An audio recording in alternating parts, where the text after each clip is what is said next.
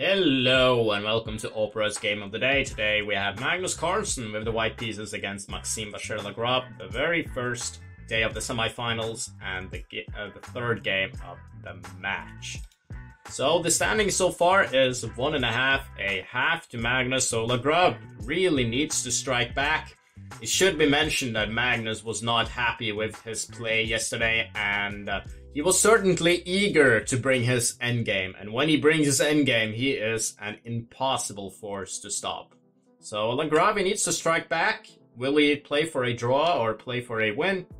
Who knows? Maybe try to win with the white pieces in the next one. At least he has to avoid a defeat in this encounter. Let's see how it went down. So knight c3, d5. This is the Grunfeld defense, and arguably the line that Maxime Vachier-Lagrob has the most knowledge. He has been playing this for many years. He is a huge expert, perhaps the best expert in the world, along with Suedler and Poniachi. That is, c takes d5, knight takes c5, e4, knight takes c3, b takes c3, and we have the main position of the Grunfeld defense. So the whole point of this opening is that Black gives up the center, but he is going to attack the center later with bishop g7, c5, knight c6, and put pressure on the pawn in d4.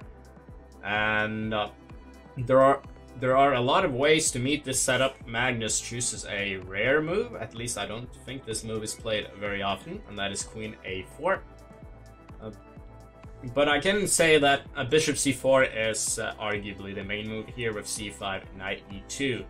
Leading to a line called the classical variation. Very popular in the 90s until its popularity vanished, and now it has returned from the dead and actually become quite critical. So this is a very dangerous line, which we did see in the candidates as well, but Magnus goes for queen a4 check, queen d7 from Lagrob, queen takes d7, bishop takes d7, and now we have an endgame. So right out of the opening, we have an endgame. I think this is a great choice for from Magnus. He avoids all theoretical discussions, and he can now just play a game of chess, which he is extremely good at. Just playing, no necessary theory to know, no preparations to walk into. So I think this was a great choice. Rook b1 attacking the pawn on b7, so b6 is a logical choice. f4 takes the center. c5 takes the center as well, and this is the move we were talking about earlier with c5 attacking white's center.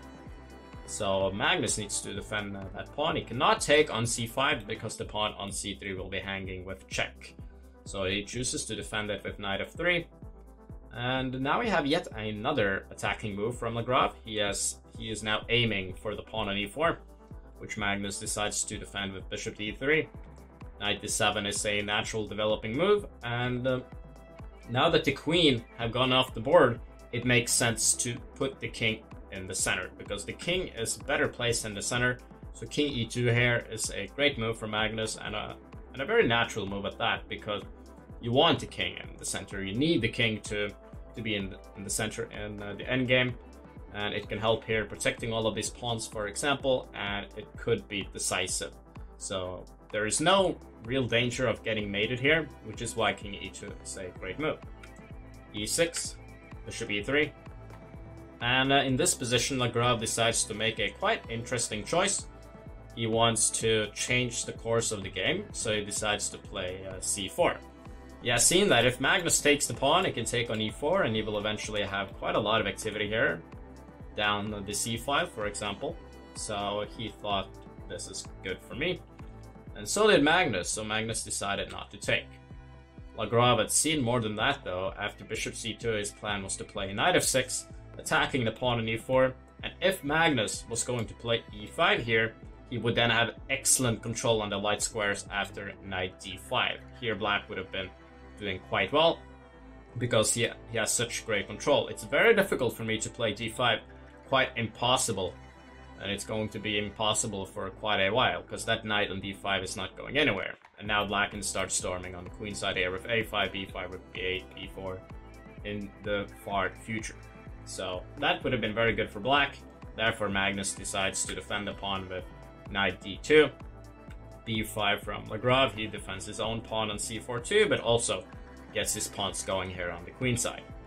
a4 is a great move from Magnus. He forces Lagrave to defend this pawn with a6. If Lagrave would take this pawn, then this pawn would be far too weak. And I can even take it right now due to a tactic, but for example, defending this pawn with king f3 first would also be quite good. And this pawn in a4 would fall sooner or later. So that would have been disastrous. So a6 is the only move. And here Magnus plays d5. So this is kind of an interesting decision by Magnus as well. He wants more control down the d file. And he has seen that after e takes d5, e5, this Lagrave would play knight d7.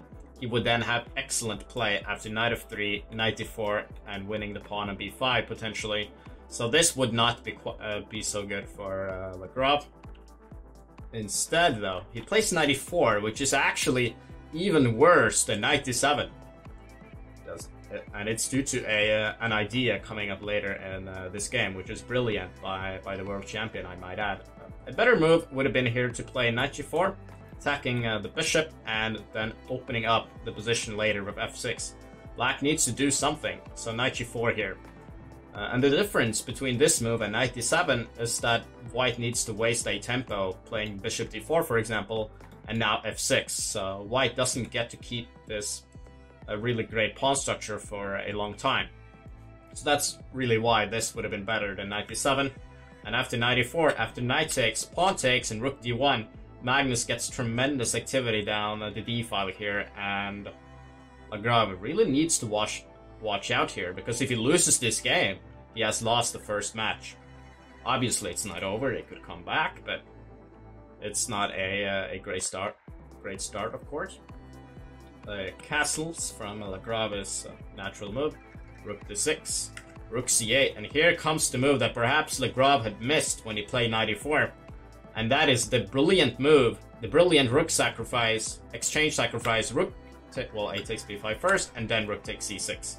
And this is really, really brilliant. And the whole point is that these pawns become all too weak, while this bishop here is going to dominate black's position. The rooks aren't active enough, they don't have any targets, which means that the bishops are actually better, they control more squares.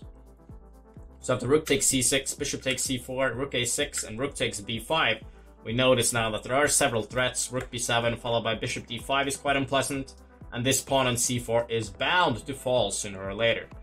Lagrave decides to play rook d8, which is a natural move. Rook c5 attacking the c4 is just as natural. Rook a4 protecting the pawn. King f3, and indeed it's not easy to figure out what black's going to do. I'm here going to play bishop d5 in the future. Then I'll win this pawn, and I'll just start running with my pawn. Well, I'll also try to play g4, f5, e6, and put an attack against black's king, which will be quite vulnerable if I manage to open the king up. Of course, I gotta include rook d7 too, so I have more power. And we'll see what happens. So bishop f8, provoking rook c7, I would say. This is just an advantage for white, but black wanted to play bishop a3 followed by bishop 8b2, so he can get some counterplay by attacking the pawn on c3 and potentially also start running with the pawn on c4.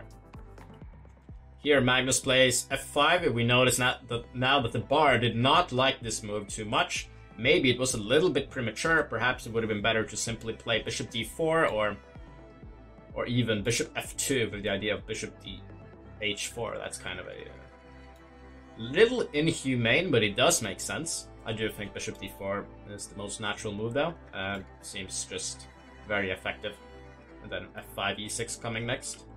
But Magnus, he played f5. So g takes f5 from Lagrave, bishop takes f5, and the position isn't that much better for the world champion. But after the bishop b2 move, we notice that the bar is going crazy, and indeed, there are too many threats here for Lagrave to handle. It would have been better to play rook a5 in order to prevent e6 due to the bishop hanging on f5, and now I would have to defend the pawn with bishop d4. One thing now I could do is to prevent e6 by playing rook e8, and it's not that easy for white to penetrate here. Maybe something like king f4, and the game is still on, so... Bishop b2 was played, but after e6, F takes c6, bishop takes c6. It is now looking awful for Lagrave, who has too many threats to deal with. And the main reason why this is so lost is because of the brilliant move, rook c8. And the mate is inevitable, because if I take the rook, then bishop d4, and it's mate. Or a loss of material is inevitable. My bad, because I can give my rook here, but this position is completely hopeless. So that's no option. After rook c8, the game is over due to the bishop d4 mate threat and the attack on the rook. For example, rook a8, bishop d4 mate. So Magnus did miss this. He actually missed this and played bishop d4. And after this move, the game is completely drawn after rook takes d4, c takes d4, bishop takes d4, and bishop f5. Let's see how the game went. Rook a7, rook takes c4, and bishop f6. It seems like Lagrave has pulled Houdini right here. He has managed to escape, and indeed the game is completely drawn. Let's see how the game continued. Bishop e7, moving a little bit back and forth. Magnus needs to find a way to advance his pawns and maybe in the future win the pawn on h7. Rook a5, g4, rook a7. But the thing with rook a7 though is that you're allowing more play here. Now I'm threatening rook h6 and rook takes h7, while also g5 is possible too in the near future. A better move would maybe have been to play rook e5, and I'll just stand here on the fifth rank, and it's quite difficult for you to advance here as white, because you cannot play g5. One of the reasons why we play rook e5, but Lagrave went for rook a7. But the thing is, when Lagrave gets so passive, it might still be a draw, but it is a little bit more difficult. But let's see how the game continues. So Magnus is now attacking the pawn on h7. He's going a little bit back and forth, and so is Lagrave. But after the bishop c1 move, things are looking more difficult for Lagrave right now. Maybe it would have been better to play rook e1, the clever idea of rook b4 check, attacking on h4, or maybe rook b4 check first. Game would still be a draw then. But after bishop c1, bishop e4, it is still a draw, believe it or not. Magnus missed his chance of rook d8 check and then bishop e4. Amazing how these details have such a huge impact. But after bishop e4, the way to go would be rook b4, and now it's not so easy to advance. For example, let's give it another check. Lagrave, he played rook c7 now, and we see what happens with passive defense. Rook d8, king f7, and bishop takes h7. And after this, white has 2 pawns, and it is impossible to avoid the defeat. The idea here is that if I play king g7, Magnus has the brilliant move bishop d5, and Lagrave's king is caught in a mating net. And that was the whole problem here of allowing g5, is that this idea becomes then quite in the air and difficult to prevent. So active defense would have saved the game for Lagrave, but unfortunately it wasn't enough, and he throws in and he loses the first match. But indeed, tomorrow is a second match where everything can happen. Stay tuned for that.